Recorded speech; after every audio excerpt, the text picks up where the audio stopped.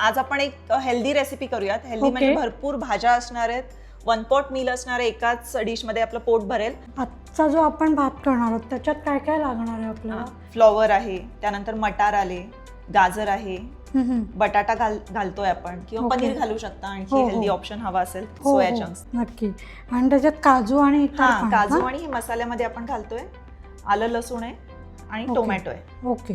भाज्या वगैरे तर चॉप करून ठेवलेल्या आहेत. एक मसाला आपल्याला बनवायचा आहे, तर त्याच्याकरता आपल्याला आलं लसूण आणि टोमॅटो लागणार आहे. पहिल्यांदा आपण आलं लसूण पुदिना सेपरेट वाटून घेऊ. ओके. भरडं जरी असलं तरी चालेल, काही हरकत नाही. ओके. तर हे आपण बाजूला काढून घेऊ. आता याच भांड्यात आपल्याला टोमॅटोची प्युरी करून घ्यायची. तो आपला बारीक करून झालाय आणि आपण घालू याच्यात. ओके. तांब्याभर पाणी पुरेसं होईल. 2 टेबलस्पून आपण घालूया त्याच्यामध्ये तेल. कांदा घालते मी ह्याच्यात. आलं लसूण आणि पुदिन्याची पेस्ट. बटाटा घालते आता. त्यानंतर घालूयात गाजर. बिळलं तर भरपूर पाणी निघतं ह्याच्यातून. 7-8 मिनिट परतून घ्यायच्या.